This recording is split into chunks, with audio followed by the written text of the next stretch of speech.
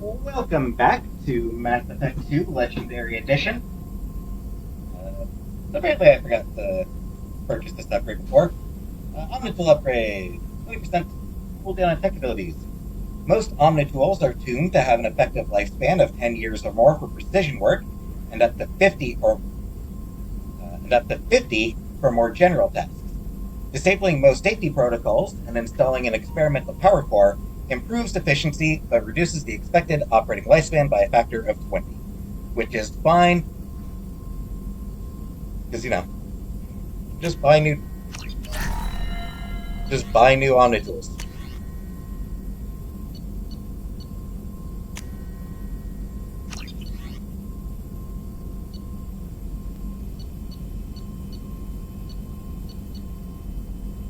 Taking barrier.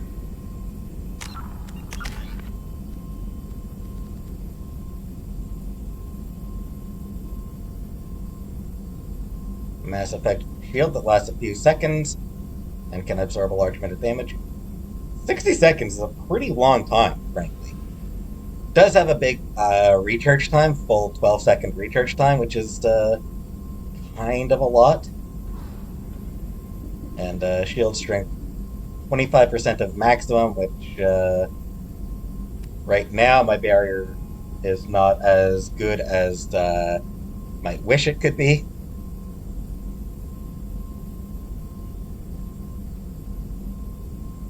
Range on 25. So. But second level, 50%. So. Or no, I think it's plus 25%. So it'd be 325 plus half of that. So I think that means that it'd be about 480 or 485. I think that's what it means. I could look it up, but whatever. It's just something to give me a little bit of extra survivability when I get low on health. Basically, something to if I'm in a spot where I'm dying, this will give me time to find cover.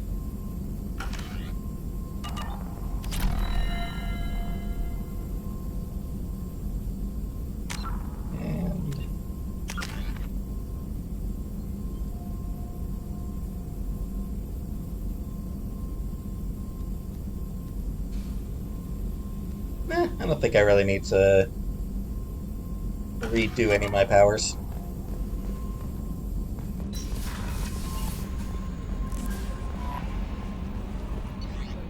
Getting some slowdown there. Messages. How may I help you, Commander? Is there anything I should know? Nothing right now. Anything else, Commander? Is there anything I should know? That'll be all. Good luck out there, Shepard. Alright, so today, obviously, it's another loyalty mission. We're gonna do this one. Before he was hired by Cerberus, Zaid had taken a mission to go to Zoria and liberate an Eldfell ash refinery for the Blue Suns. Once his work there is done, he can dedicate his full attention to the mission. Fun fact about this. That refinery being captured was actually the subject of the very first Cerberus Daily News article that was done. Which is pretty cool, I think.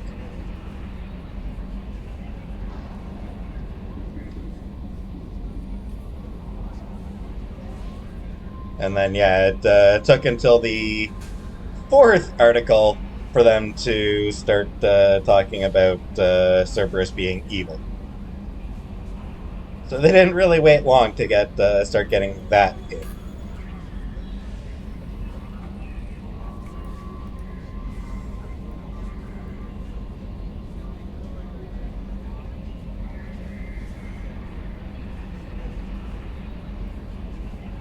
Anyway, so yeah, this is the one that we are doing this time.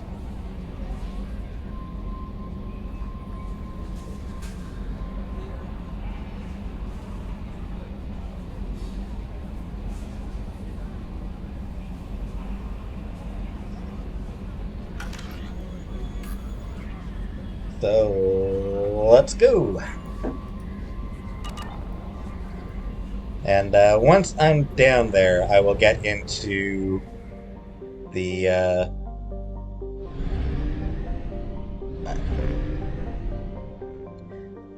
codex.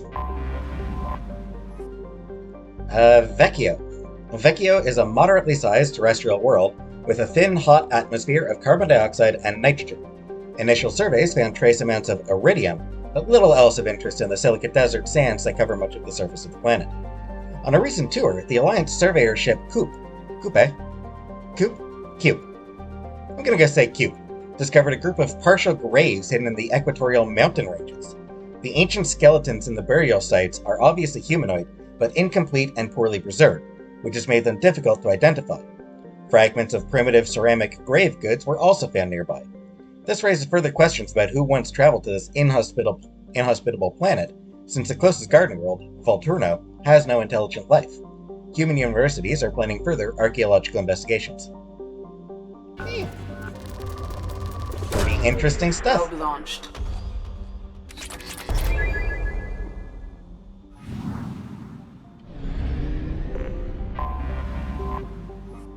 Lapini, a hydrogen-methane gas giant, Lapini and its moons have been cursorily scanned by space probes and found to have little in the way of rare resources. The galaxy at large considers it unremarkable. Ooh, harsh. Launching probe. Not wrong, though. It did have virtually nothing on it.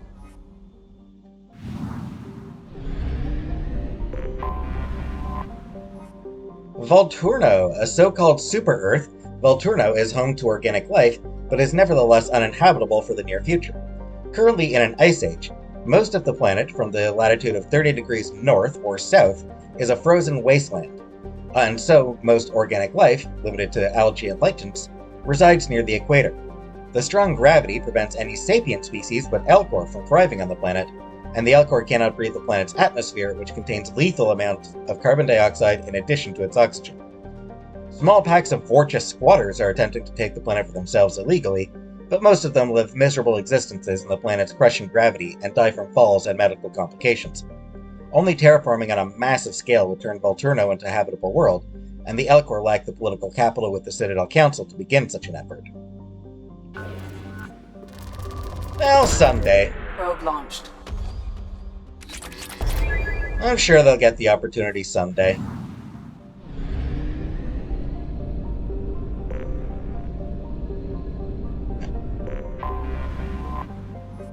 Metaponto, a hydrogen-helium gas giant, Metaponto has developed a helium-3 fueling station funded by Alcor business interests who hope to bring enough attention to the system to attract terraforming investors and thus eventually develop Volturno as a habitable world.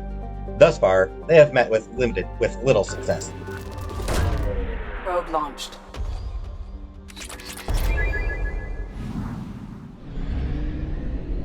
Not surprised, this planet does seem... This system does seem pretty miserable all around. Not much going on here. A relatively small hydrogen-helium gas giant, Polino remains undeveloped, while its sister planet, Metaponto, garners all the attention. This was not always the case.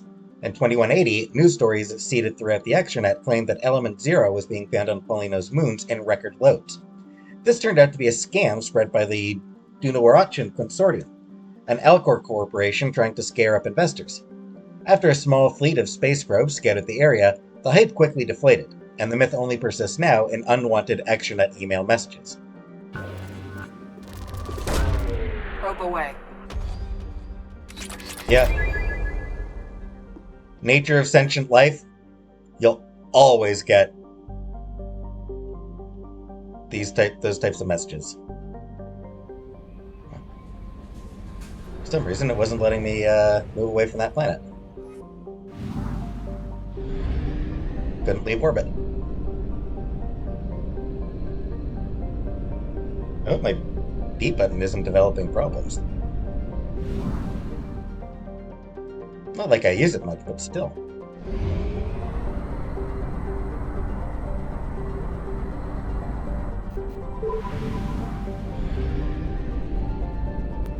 And 3 planets, I think, in this one. Ito, while the ice mines of Viantel make a great deal of profit from ships passing through Faya's mass relay, the real money is made at Haito. As the only gas giant in the Faya Gateway system, Haito is heavily developed by rival Helium-3 mining concerns. The world has 3 major and 26 minor moons, each of which is claimed by a different company.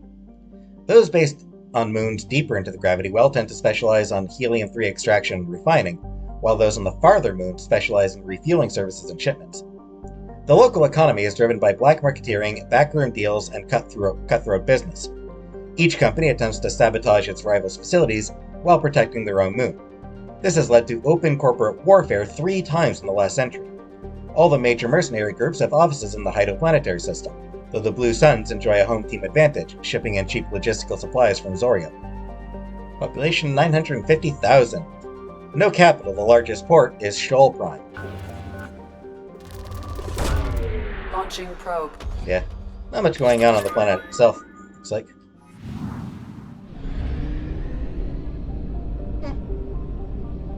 I didn't notice 4 planets in this one. Though a dwarf planet, Viantel's large amounts of water have led to heavy development by water-cracking industries, seeking to turn the planet into hydrogen-oxygen fuel for starship thrusters. The surface is blanketed with habitation modules, mining equipment, and cracking stations. Since the initial settlement of Ilium in the nearby Tessail system, the radius of Viantel has decreased by 2 kilometers, indicating removal of over 72,000 cubic kilometers of ice. Some groups are concerned that the rate of loss may cause instability in the remaining structure. Population 10,400. No capital. Largest port is Kelios Station 04.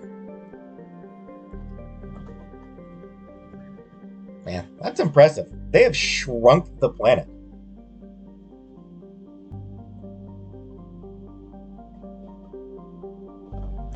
Like, that's a lot of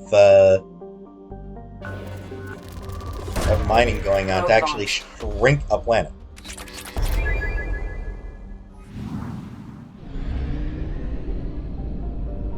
And here we go. A man is a small cratered rock. Its crust contains various light metals, though none in any concentration worth the trouble of mining. While the rest of the Faya system has seen extensive industrialization, Amayan lies fallow. Probe launched.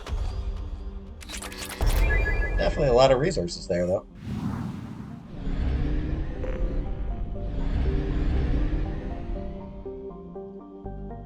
Never really tells you how the Normandy is gathering these resources. We send probes down to find them, but then how do we get them once we do? Oh well. And Zoria. Mud, sweat, and spores is how Blue Sun's mercenaries characterize the planet that gave birth to their home office. This lush garden world is known for its heavy plant and fungal life, creating spectacular jungle zones over much of its 8 continents. Despite persistent problems with rot and rust, Zoria attracts investors and corporations from all throughout the galaxy, since it has exploited only a fraction of its potential resources. The Blue Suns dominate security contracts on Zoria, so much that residents describe them less like a monopoly and more like a conquering regime. Colony found at 2160, population of 148 million. Capital of Thun.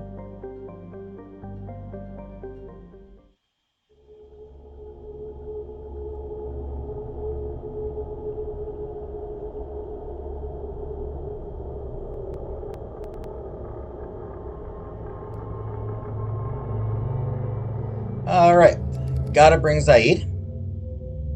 Makes no difference who else you bring.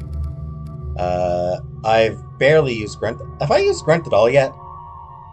I don't think I've used Grunt at all yet, funnily enough. He just never really feels narratively fitting, and he doesn't usually have the best, like, he doesn't normally have the best lines. He gets a lot of good lines. There's no question that a lot of his, because I mean, almost every mission, your squad mates are going to have, at least 1 or 2 lines here and there. And he gets a lot of good ones, but they're never the best of them. Frankly, Kasumi has a tendency to get the best lines. She's just funny.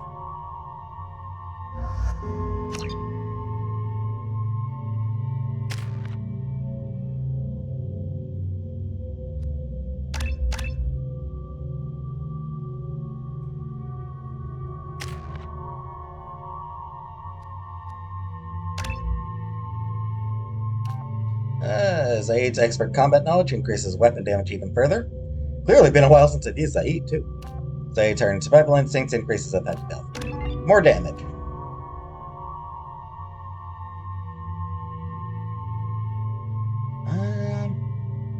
I don't think we actually come across that many... Screw it. Ammunition's electromagnetic properties can cause synthetics to critically overload and explode. Entire squad gains the disruptor ammo's effects.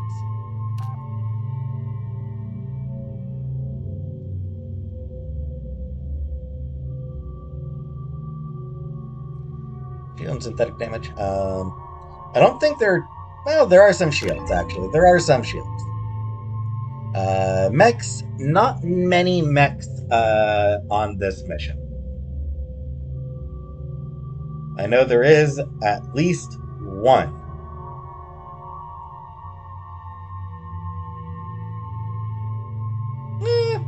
Okay, there are... Alright, so there are some, it looks like. And Grunt, yeah, go with incendiary ammo. An explosive charge spreads the ammunition's payload on impact, potentially igniting the target and all nearby enemies.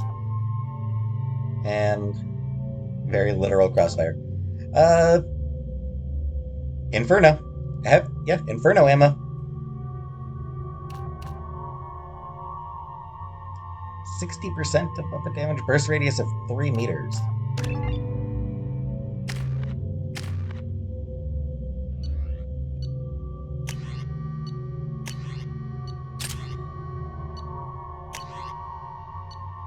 Oh.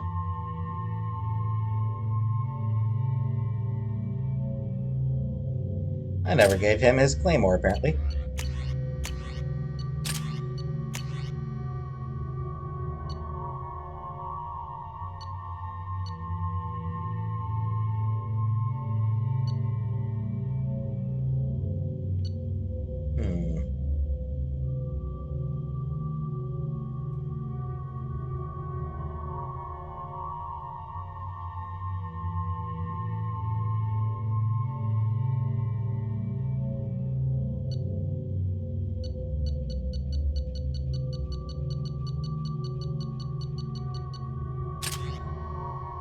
Yeah, sniper still.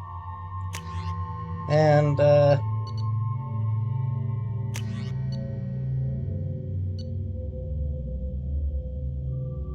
in the event that I remember to use it, I almost never even remember to use my heavy weapons. I never bother.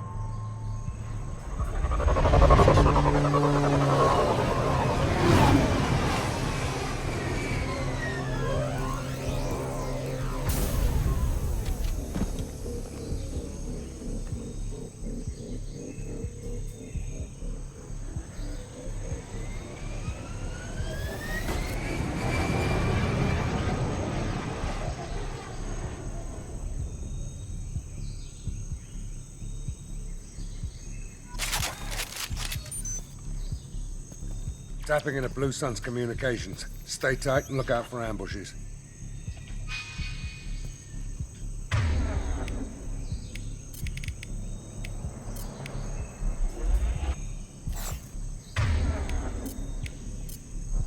Right. Rearming.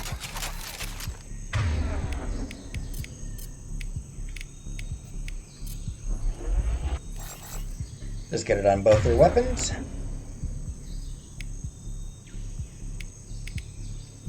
Keep them both on the assault rifle just for now. They'll change. I'll need to change it sooner or later, but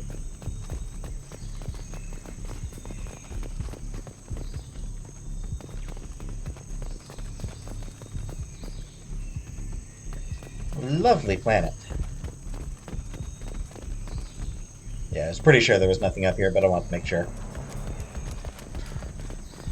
This one is, of course, DLC.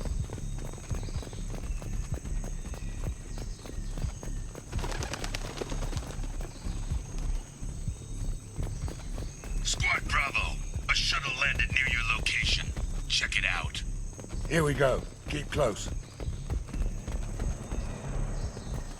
This was Day 1 DLC, which is a pretty controversial practice.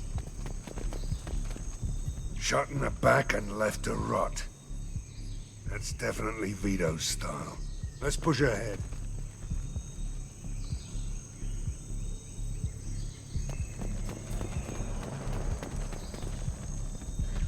One of those damn monkeys.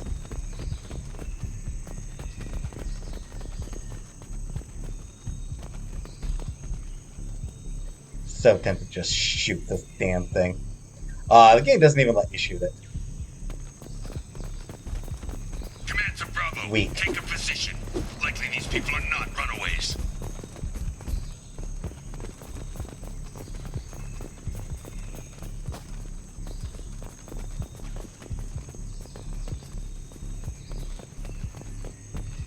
Good bet. Report to base. Armed intruders incoming at the southern checkpoint.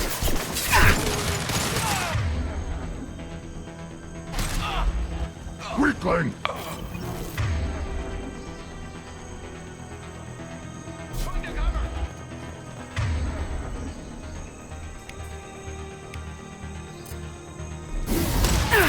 Firing an impact gun!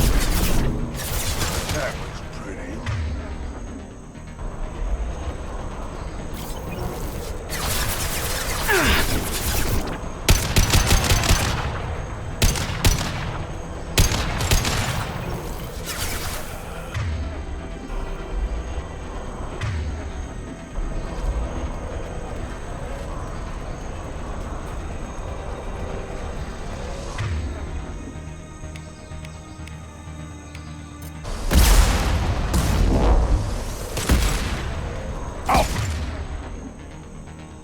Put them down.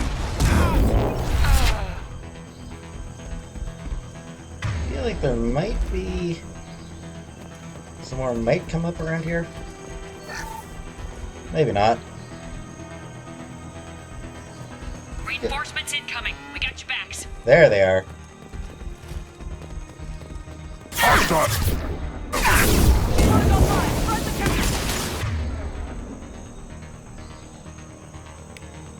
On the ground now!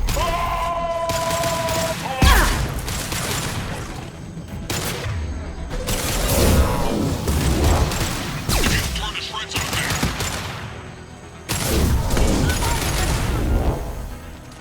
All squads, fall back.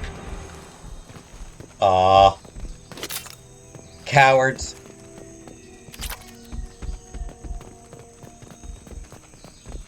Fall back. No! Come out and fight me. Cowards. No way to get up there, unfortunately.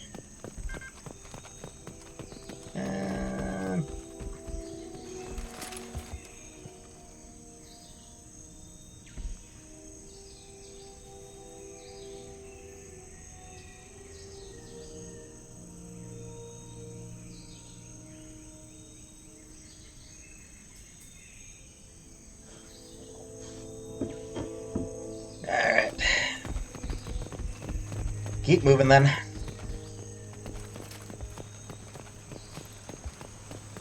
Well, bridge is out.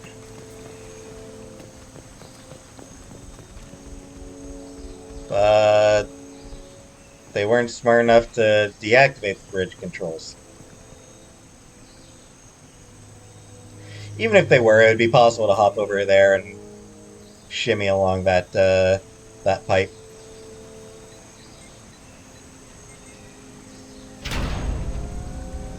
This is Commander Santiago. If any of you retreat while the intruders are still alive, I'll kill you myself. Now get the hell back out there. Vito. Sounds like he hasn't changed. I get the feeling you have a past with this, Vito.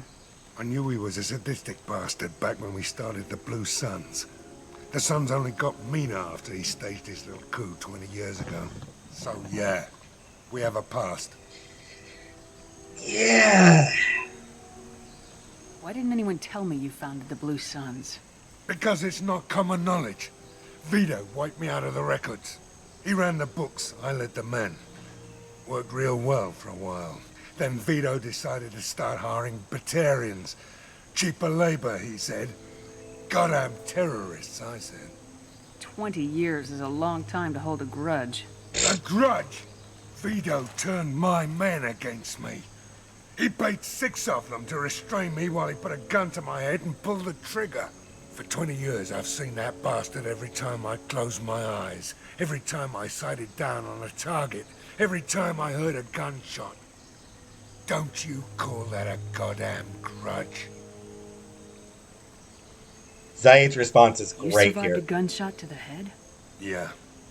And you survived your ship getting disintegrated. No, I didn't. I got A rebuilt. stubborn enough person can survive just about anything. This line's great. Rage is a hell of an anesthetic.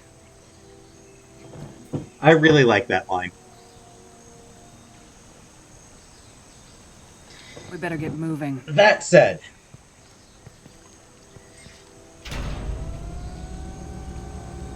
Direct the southern axis. All squads mass at the gatehouse. Now! They know we're here. Bring it on, you son of a bitch! so with that, let's get into...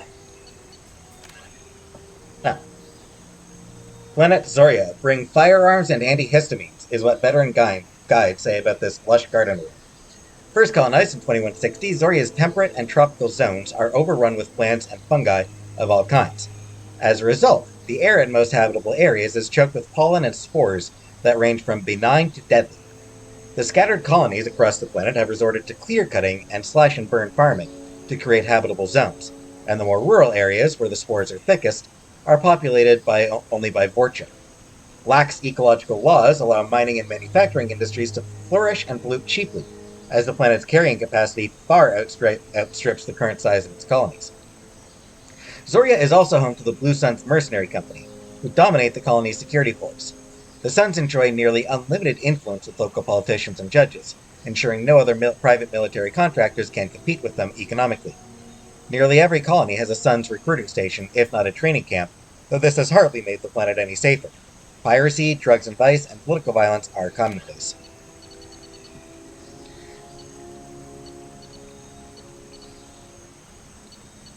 And...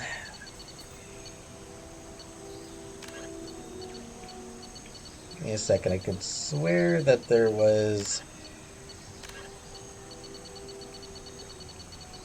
could have sworn that there was a...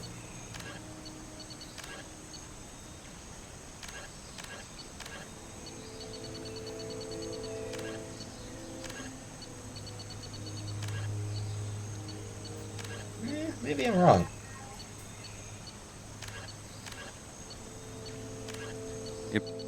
Founded by notorious Batarian slaver Solum Dulcera, the Blue Suns began as a Skillian Verge protection racket, providing genuine protection from slavers and pirates. Eventually captured by the system's... So yeah, this DLC directly contradicts the established lore. I mean, the Blue Suns were only introduced in this game. Here's something that's like, let's bug. They introduced the Blue Suns in this game. They created a backstory for the Blue Suns. And then, on the day the game released, they also included a DLC that directly contradicted the story they created for the Blue Suns. Like, they made this DLC at the same time they were making the game. The explanation that I guess doesn't come yet is basically that Founded by notorious Batarian slaver Solum Dulcera. Yeah, that Solum Dulcera is basically a figurehead. He's there to be the public face. He's the one that everyone believes founded the Blue Suns, even though it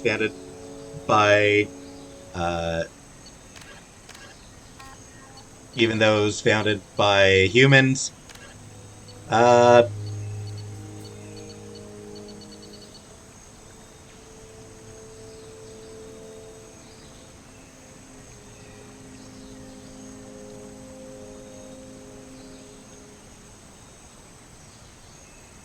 Yeah, so 2157 is when the humans entered the galactic scene. Current year is 2185. So it's been 28 years.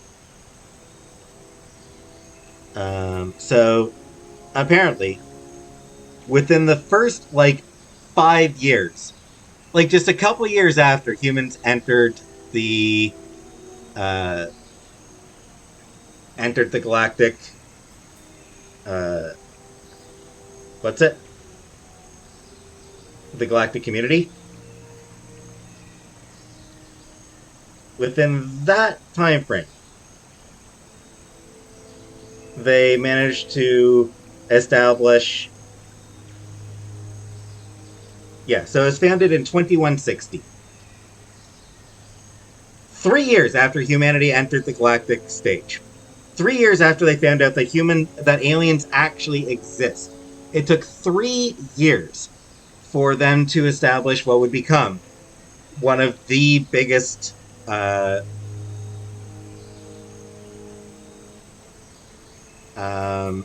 mercenary groups in the galaxy. I just find it ridiculous. Like, it's just this ridiculous little bit of shilling for humans, and I don't like that all of the mercenary bands, like the three biggest mercenary bands, were all funded, a few decades ago.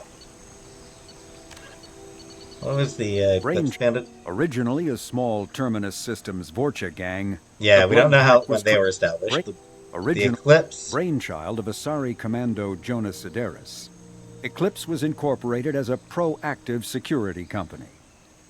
Influenced by Asari and Solarian military doctrine, Eclipse specializes in sabotage, assassination, and personal and organizational security. Although Citadel governments regard So it's not actually stated there either, but I believe that the Eclipse were established, honestly, not that long ago either. I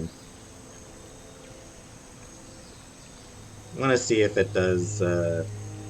Want to see if there is actually an established time frame for when the Eclipse were founded. By the way, like I said, it's not that long ago. It just feels like there should be.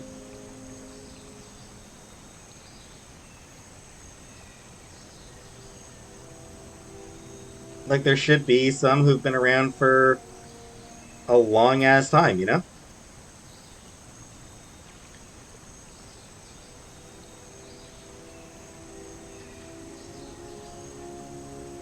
Yeah, I guess we don't actually know when the other two were established, so.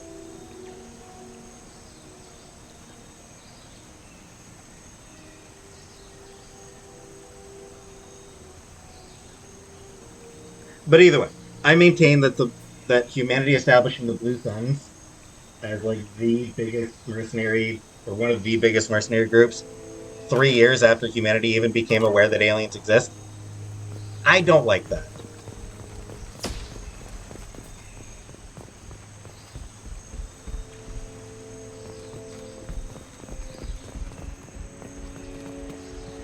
It just feels too quick, you know? Squad Charlie, Delta, that's on the gatehouse.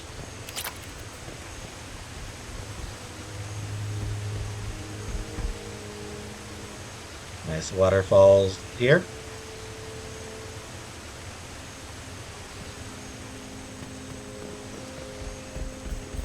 And this is going to be the gatehouse then.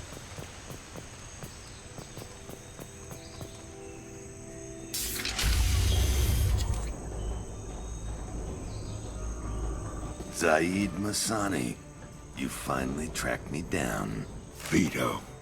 Don't be stupid, Zaid. I have a whole company of bloodthirsty bastards behind me, ready to kill or be killed on my command. Actually, take your shot. Give my men a reason to put you down like the mad dog you are. Again.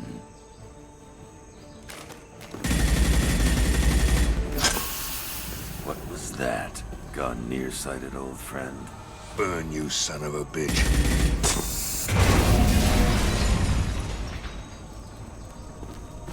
You just signed your death warrant, Masani.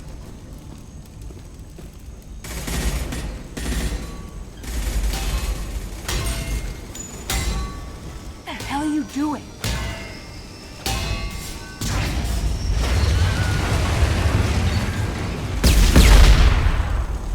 Opening the gate. That's one way to open a door. We don't sacrifice lives for the sake of the mission. There's always a better way. Like what? Wandering out in the jungle for hours looking for another way in.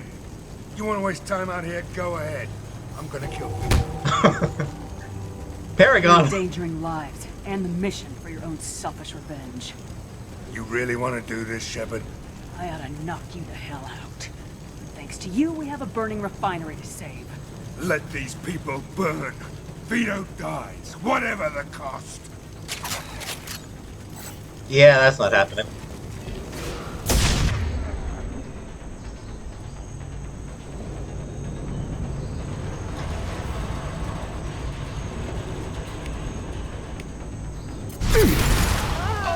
On the ground, now! Boomies.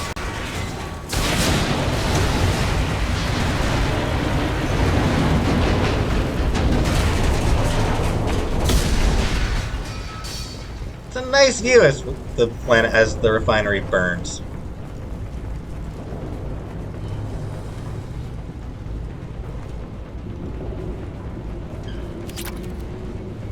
Yeah, definitely getting some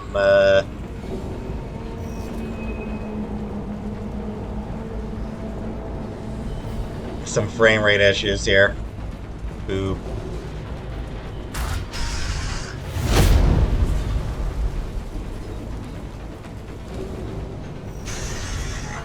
Help! We're trapped! We can't get to the gas valves to shut them off! The whole place is gonna blow! No time. Vito's probably halfway to the shuttle docks by now. Speaking of Vito, I may as well mention that Vito is voiced by Richard Green, who is a pretty successful actor and voice actor and director.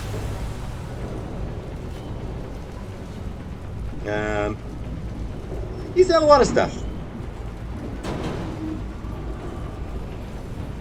So, he's been around for a while. So he's pretty notable.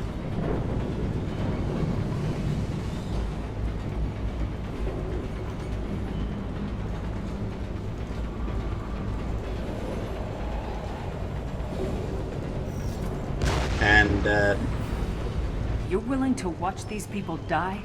Damn right I am. We stop to help these people and Vito gets away. And if he gets away, I'm blaming you. so the choice you make here, obviously, the biggest thing is Paragon versus Renegade. Saving people is Paragon, letting them die is Renegade. It also changes one of two upgrades that you can get. If you go this route, then you will get an assault rifle damage upgrade. This route gets a heavy weapons ammo upgrade, which is, frankly, the path I want to go. Going Paragon also ends up getting you more credits, as an aside. We're here to free these people. We're going in. I knew this was a mistake. If we're gonna do this, we'd better get to it.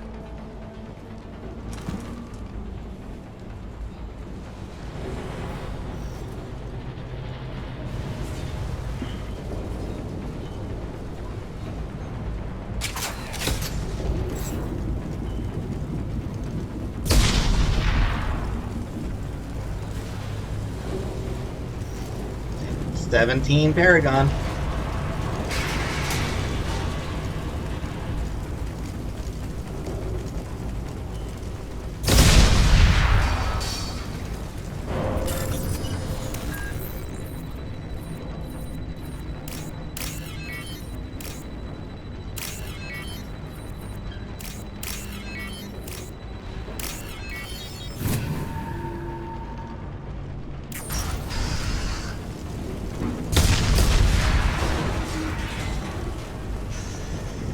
more booms.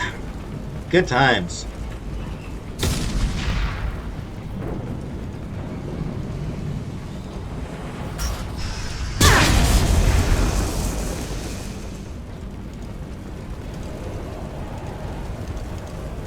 And, yeah, you can't go through the fire. So, redirect it.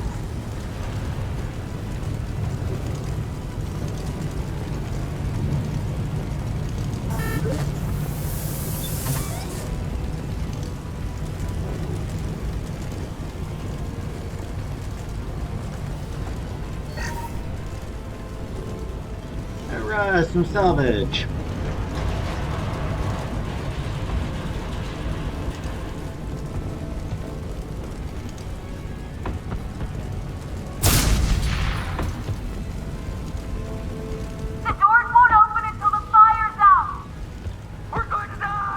That honestly seems like a pretty crappy safety.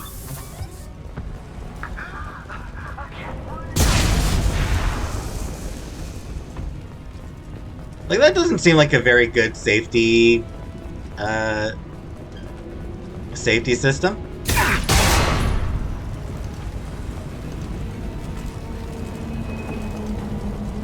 And once again, go around. Oh, some palladium.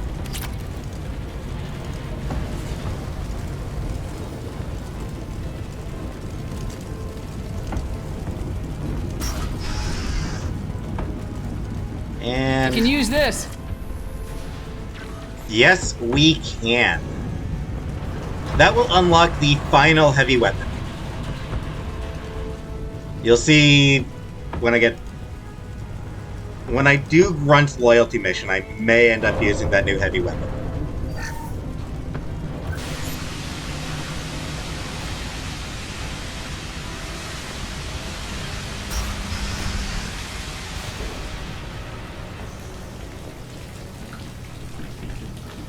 Saw one of them wave, thank you. Alright, so that puts out the fire in this area, so live saved.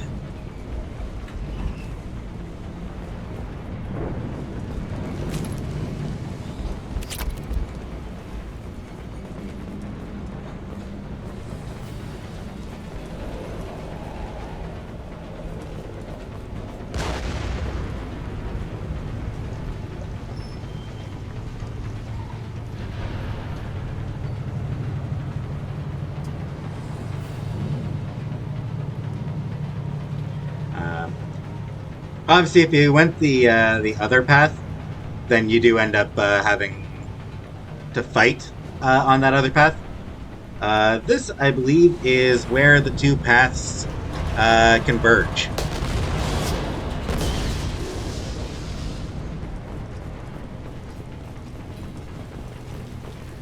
This might be useful. Not a particular fan of it. Trouble! Cover!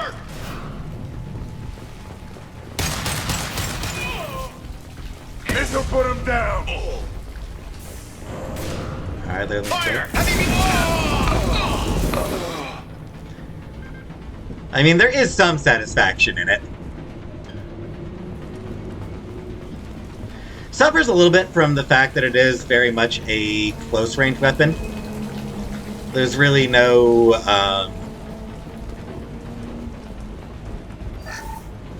you know, enemies that are more than a couple feet away from you, you're not going to be able to hit.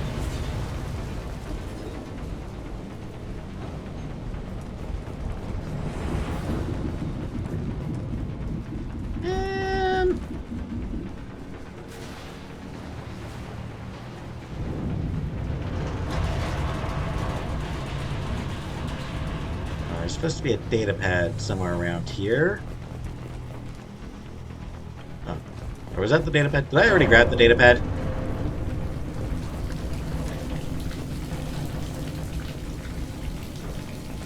I might have grabbed it already.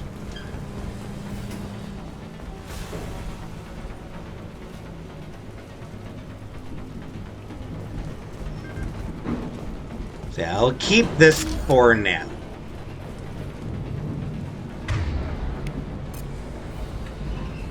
That said, I am going to switch to this until I end up close with enemies. Oh, which, First person to bring me Masani's head gets something special in their paycheck. This'll put him down! You brought Shepard with you, and you still don't have a chance. Kill them back! Take it!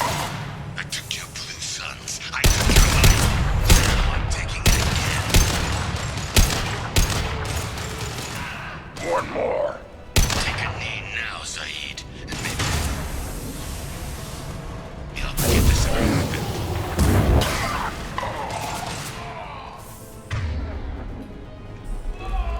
Let the loser die, Shepard. You can walk out of here alive.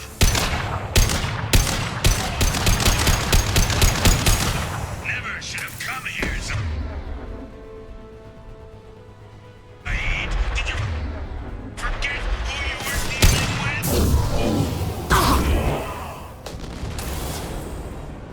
Get ready, Zaid. Here it comes. You're up! Firing an impact!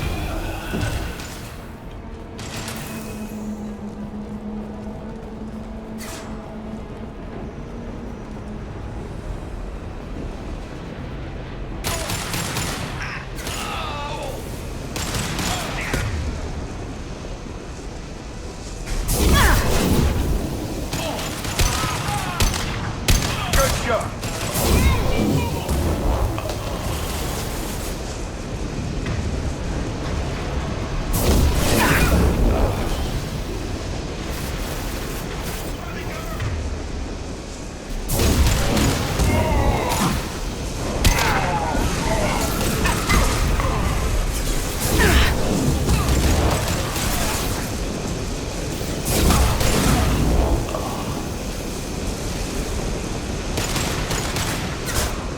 yeah, there's a lot of Firing an these. impact shot! There's a lot of these We guys. got company.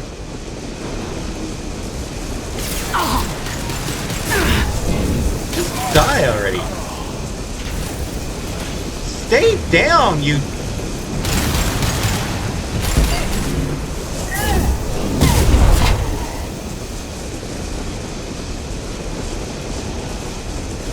I think I've got them all.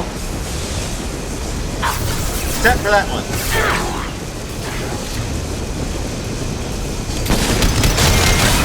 Shoot it down!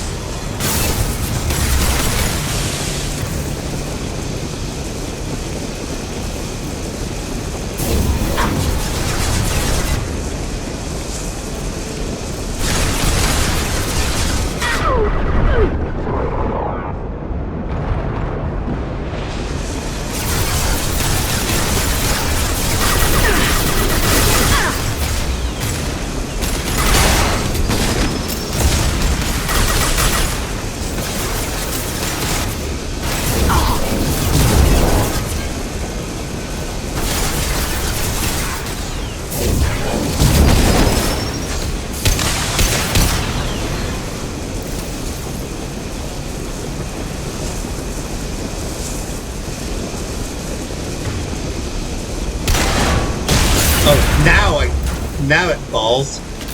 When I was trying to drop it on top of the mech, oh no, nothing. One damn shot after the mech's dead, one damn shot brings it down. Just goddamn difficult.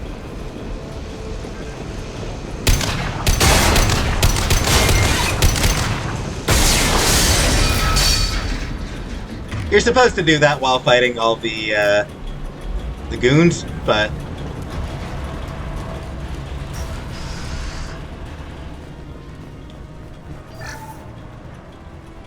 I don't know. The goons were going down faster than I could really look at anyway.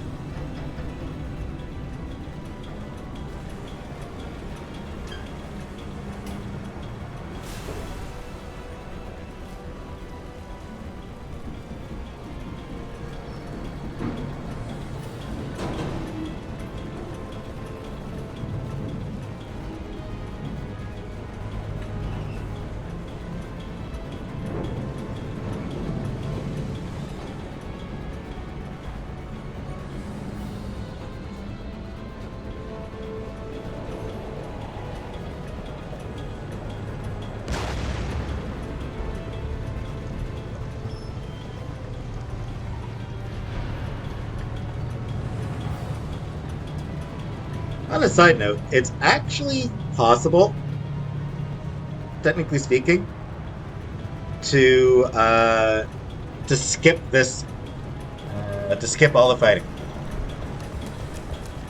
It's not easy, but yeah, if you run quickly enough, meaning if you've got a ton of health and protection and you're feeling a little bit suicidal, then you can just try to run through the whole across the whole way. Very much not recommended. It's honestly way more dangerous than actually just doing the fight normally. Especially because the Ymir is that Ymir mech is still right around here. What was that?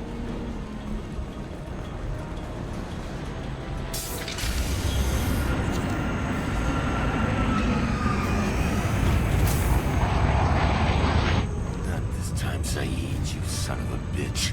See you in another 20 years.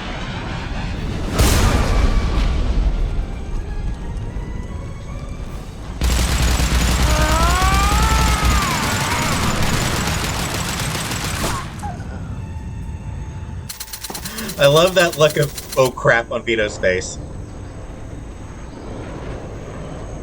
Man, if only I had a ship of my own that could track it and maybe take it down. You just cost me 20 years of my life.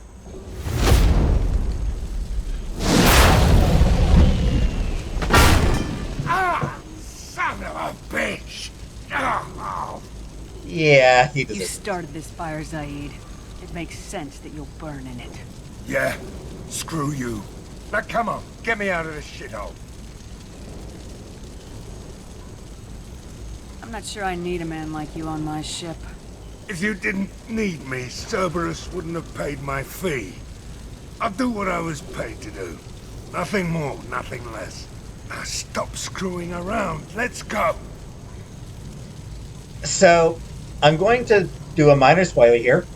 It's possible to keep playing this game after you finish the final mission. So even after you have defeated the collectors, it's possible to continue playing. If you do this mission after the defeating the collectors, after beating the game, you can actually leave Zaid here to die.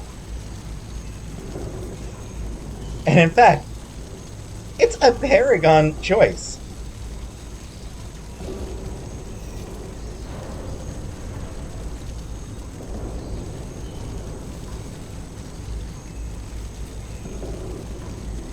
Like, literally, it's... No, I suppose it's not really a Paragon choice, but yeah, you can actually leave him to die. Which is pretty wild. And again, like this... And you chose to save the... refinery workers, so you're probably playing a pretty Paragon Shepherd.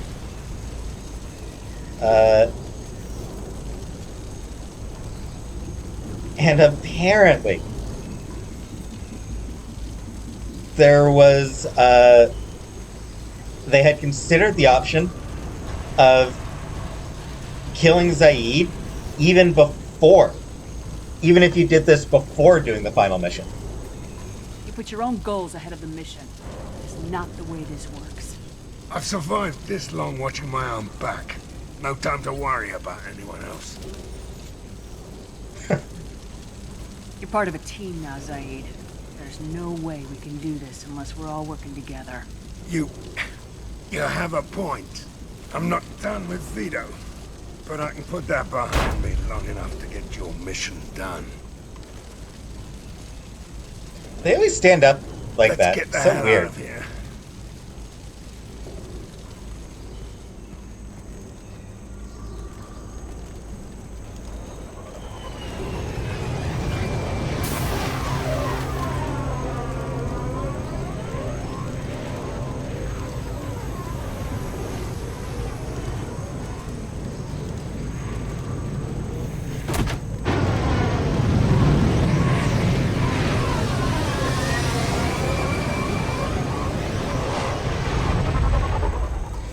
And so long to this planet.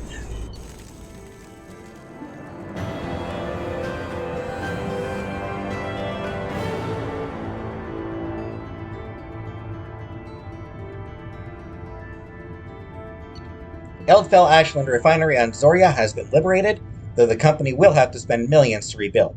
Although Vito Santiago escaped, Zaid has accepted Shepard's command and appears focused on the mission. Inferno Grenade launches a volatile grenade that explodes on impact, sending searing waves of flame in all directions. This fire damage is effective against armor. So yeah, he's got the destructor ammo for shields, the Inferno Grenade for armor. So he's actually pretty useful. Plus, assault rifles and sniper rifles. New outfit. Short range, the Firestorm suppresses the regenerative capabilities of Vorcha and Krogan. Effective against armor, shields, and biotic barriers. So yeah, it is effective if you're going up against Vorcha and Krogan. Not going to be too... Well, actually, no. I've still got Tachanka. Duh.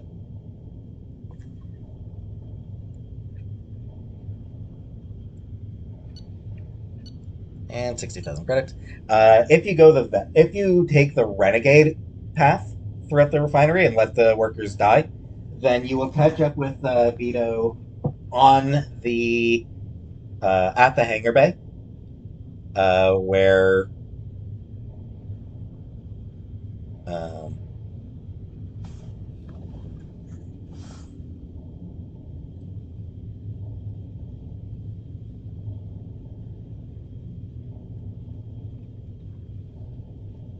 Zaid will not actually shoot him.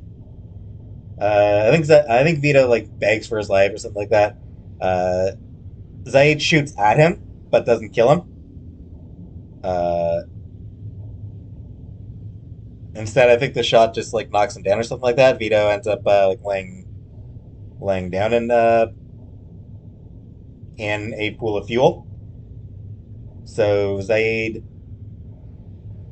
ejects a thermal clip, which ignites the fuel, which causes Vito to burn alive, while Zaid walks away from the explosion. Because obviously he's a badass, of course.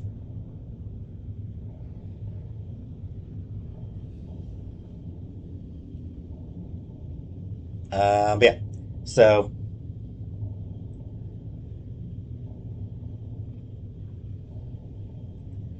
if you are also if you are playing the Renegade, if you take the Renegade route, you only actually get 39,000 credits out of it total.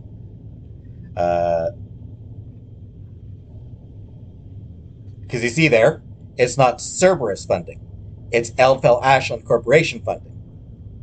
So saving the refinery and the workers, they give you 30,000. If you choose not to do it, if you choose to be a bad guy, then you get 15,000 credits from Zaid. On top of that, the credits found, you find 30,000 credits as a Paragon, 24,000 as a Renegade. And even on top of that, I missed some Palladium. I think I missed some Palladium. Should have been 2,000 that I got.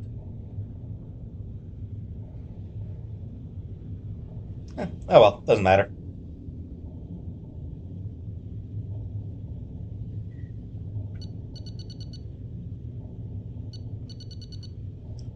So yeah, it is a distinct shame, I feel, that they give you so much fewer rewards going the Renegade route. Especially because going the Paragon route, you can still get Zaid's loyalty. Easily. Like, it's still easy to get his loyalty.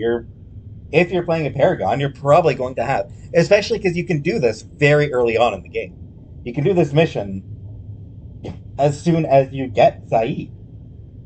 So you can get his loyalty really easy through the Paragon dialogue. And it feels like BioWare intentionally making the Renegade path less appealing. Like that they're penalizing you. It's penalizing you for playing a Renegade Shepherd.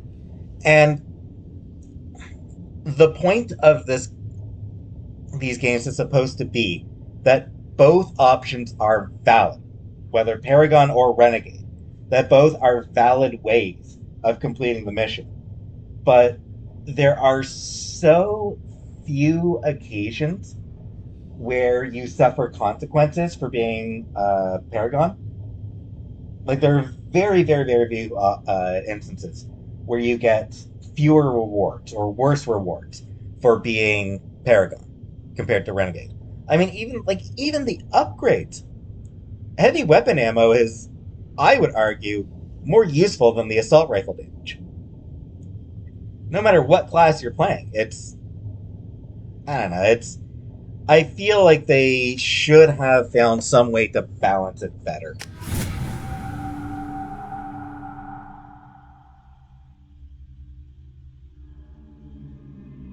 This mission is just one of the most blatant examples of BioWare's bias in favor of the Paragon path. How may I help you, Commander? Is there anything I should know? You have unread messages at your private terminal. Anything else, Commander? That'll be all. I'll be here if you need anything. And I mean, I don't blame them. I mean, I'm partial. No matter what game I'm playing, I prefer to be a good person.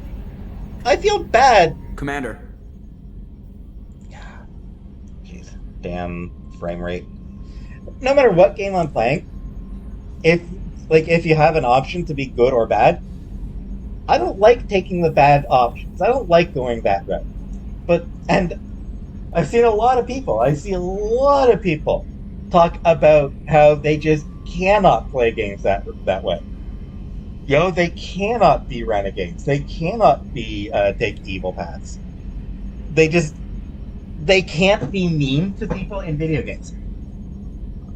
A lot of people would find it easier to be mean to people in real life than to be mean to people in video games. So it's obviously, I also have a bias towards taking the good routes, the heroic routes, but BioWare should have tried harder to balance it so that playing a renegade is not actually penalized the way it is in 2 and in 3. Minor spoiler. What do you think about the people we're picking up? Well, about the ones you went out with last, Grunt is not a stabilizing element, Commander. Zaid is like you, but takes checks. As long as it's not my money, we're good. It's just my opinion, though. There's really no need to go spreading it around. He is nothing like me. See you, Commander. Like, yes, he's a badass fighter, but there's more to me than that.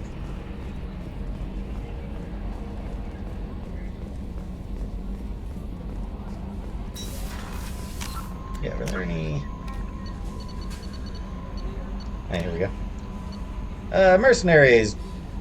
actually, the M451 Firestorm flamethrower is a product of human ingenuity, ruthlessness, and industrial espionage.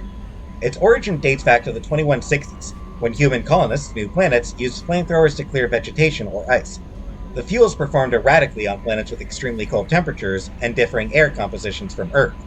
Realizing this could be a problem for military units, Systems Alliance intelligence operatives stole the Turian design for the Hyrus flamethrower, a battle-tested workhorse that functioned in nearly every environment. The result was the Firestorm, an anti-personnel and anti-armor flame unit that can accept a variety of liquid fuels. The Turian design used low-octane hydrocarbons thickened with denture oil, which is taken from large marine animals similar to Earth's whales. Humans then reverse-engineered a synthetic composite with almost identical properties that could be fabricated from heavy weapon fuel cells using an omnitool. The result is a sticky spray that burns at approximately 1600 degrees Celsius, a less intense fire than plasma weapons, but covering a significantly wider target area. Adding to the trauma is the choking smoke produced by the spray, and if the target's armor is breached, the fires quickly consume the oxygen within. The firestorm may not be the most efficient weapon in the Systems Alliance arsenal, but the sheer ugliness of how it kills ensures it is the most feared. And here we go. Founded in 2160 by the human mercenaries Zaid Masani and Vito Santiago, the Blue Suns were initially a Skillian Verge protection racket. As they expanded in numbers and influence, the two co-founders disagreed vehemently on many issues. Finally, after arguing about whether to recruit the slave-trading Batarians into the ranks, Vito ambushed Zaid and shot him in the head. Believing Zaid dead, Vito took full control of the Blue Suns and hired whatever Batarians he pleased. Soon he had crowned one man, Solemn Del Sara, as titular head of operations. It was a move designed to placate his Batarian investors and draw fire from would-be assassins. It worked on both counts, and the partnership has lasted to this day. Over the decades, the Suns grew into a fearsome combat force spanning dozens of planets in Citadel space, the Verge, and the Terminus systems. Knowing that a good logistical team is key to fielding an army, Vito diversified the Suns, selling arms, training, and supplies as often as taking contracts as cracked skulls. Even when the Suns suffered heavy losses, Vito's entrepreneurial expertise ensured new recruits could replace the old. All that was lost was the truth. Today, only a handful of trusted mercs even know who Vito Santiago is, let alone his old partner Zaid.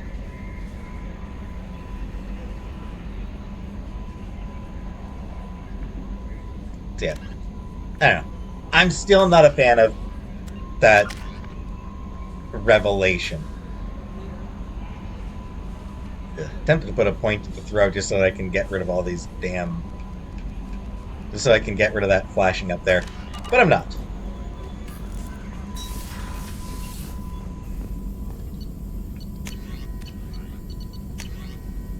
Heavy weapon ammo. M920 cane. The effectiveness and efficiency of Mass Effect-based weapon technology has rendered large-scale deployment of highly explosive weaponry all but obsolete in infantry weapons. Normandy's scientists have prototyped a modified version of traditional high-explosive rounds that is applied to a 25-gram slug. When accelerated to 5 kilometers per second, the round is devastating. Though a technically inaccurate label, this prototype weapon is nicknamed the Nuke Launcher, and its high-explosive matrix generates an archetypical mushroom cloud on impact. Inflicts high damage with a large area of effect. Very effective against armor, shields, and barriers.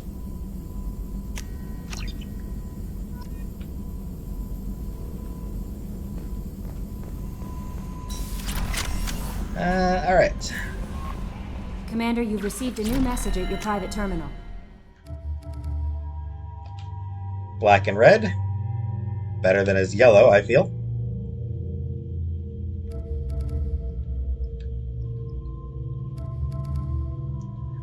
You may notice a bit of a theme going with the loyalty outfits.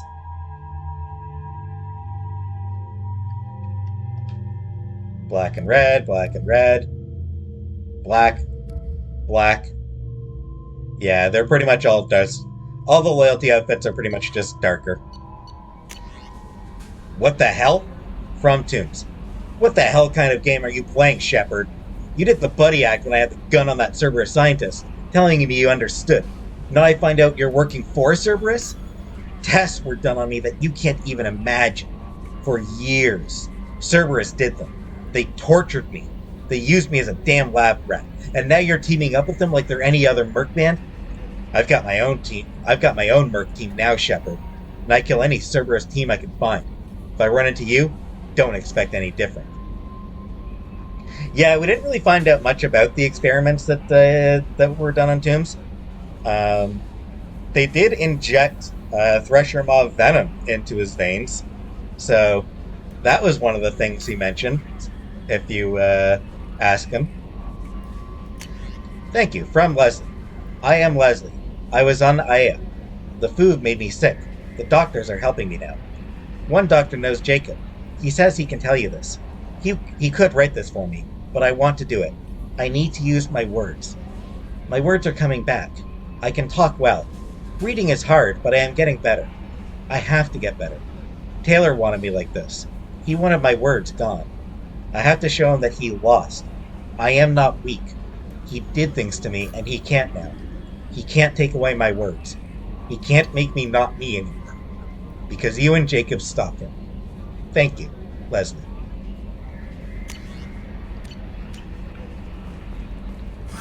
Well, there's kind of a heartbreaking email. Heartwarming as well, but that's a hell of an email. Commander, can I help you with something? We'll talk later. Commander. Hey. Commander, can I help you with something? I'm more interested in just talking for a bit. Sounds good. I could use some downtime. There's always something, right? The way some people talk, we may as well be dead already. Hard for the crew to relax on this kind of job. No kidding. The next Normandy gets a lounge. They better not need to do this again. Rebuilding everything was a pain in the ass. I can verify that. Yeah, I bet you can. I doubt they'll front the money to stitch me back together if we screw it up. It's a hell of a job, isn't it, Shepard? Being the good guys. So yeah, that line about the Normandy needing a lounge. A few months after this, the Kasumi DLC came out, and it gave the Normandy a lounge. So, kind of funny that. It does make that line a bit weirder now, because it's like, you do have a lounge. You have a bar. Wouldn't be the high road if it was easy. You've got to figure, if all the people hoping we win stood up, the collectors would have a much bigger fight on their hands. Claws, whatever. I bet we have a lot more friends once we win. Hope we live to see it. I hear that. Anyway, I need to get back to work. Good talking to you.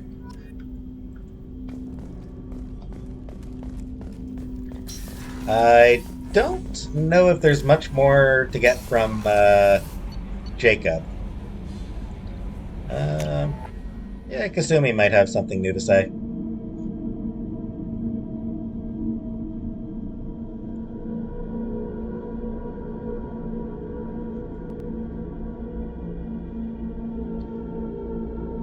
Oh, yeah.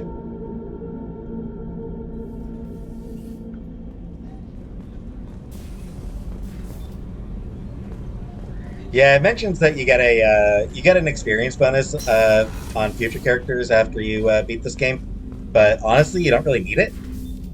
Hey, I find. Got a minute? You really dodged a bullet down there. It took guts to stand up to Zaid, but I'm glad you did. Didn't take guts. Say it's a pussycat. I usually travel hidden away in cargo bays. It's nice to be able to look out a window for a change. Alright, nothing new there. Nothing new from anyone else here.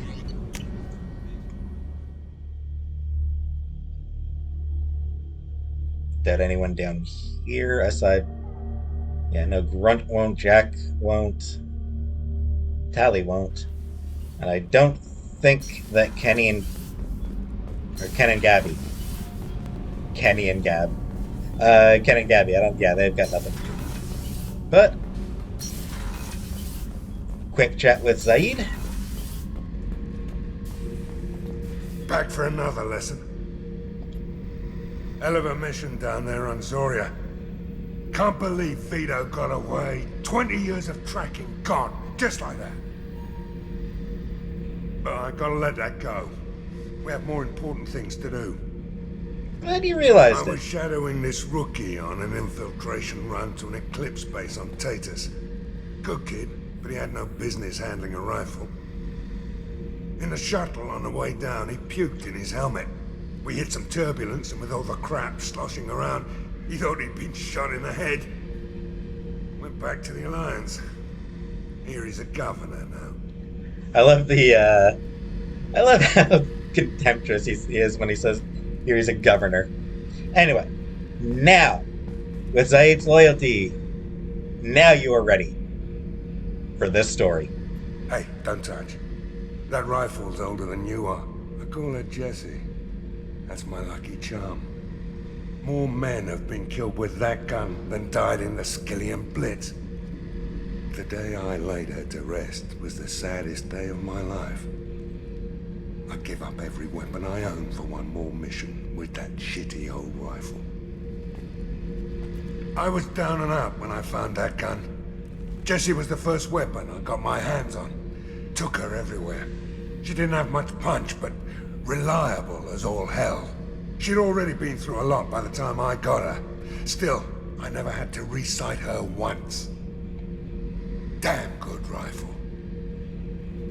We're not done. I remember Jessie's first kill. Turian arms dealer out of Omega.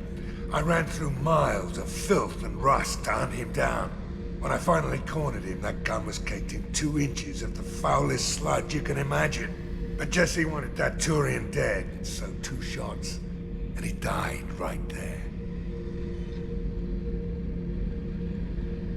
I killed my way across the Terminus systems with that gun. Seemed like Jessie wanted to kill more than I did. Bloodthirsty old bitch. I owe half my reputation to that weapon right there.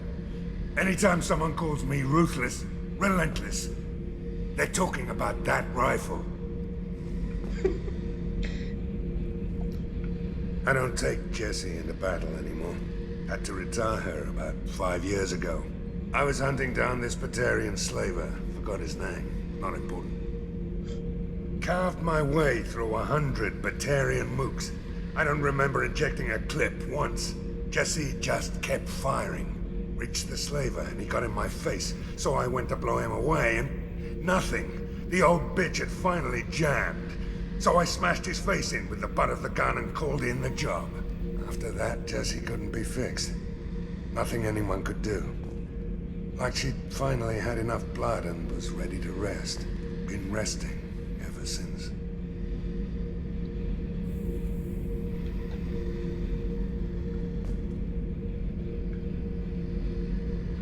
Yep.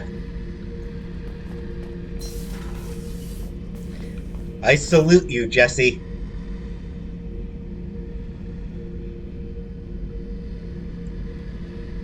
I made Avenger assault rifle. And again, Bioware kind of ignores its own canon in regards to the heat sinks. There were no clips to eject. Like, heat sinks didn't exist at the time that he retired this gun 5 years ago. They only came about in the last 2 years.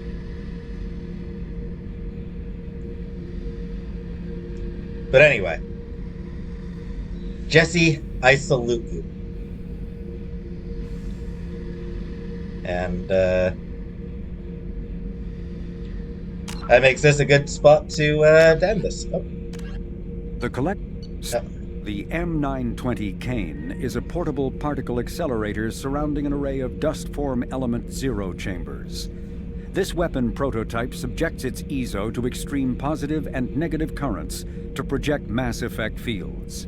By increasing and decreasing mass, the fields shear the target's mass the way disruptor torpedoes do. The shearing fields collide ambient materials at such high speeds they create mushroom clouds, an effect otherwise impossible on the small scale. The weapon induces neither fission nor fusion in non-nuclear targets, and its own nuclear reactions are shielded by lead alloys. The M920 Kane uses graphite rods as neutron moderators, which require frequent replacement to sustain power. Fortunately, most heavy weapon ammunition can be refabricated via Omni-tool into graphite rods. Yeah, once I get a chance to use it, you're gonna see why it's so good. A lot of the time, I actually really like bringing that gun into the Tally's loyalty mission. Again, recruitment. A lot of times, I will bring the Kane onto Tally's recruitment mission to deal with that Death Colossus. I didn't do it this time because it honestly makes the fight hilariously quick. Just boom, and that's the fight. It one shot. At least on normal, it one shot almost everything.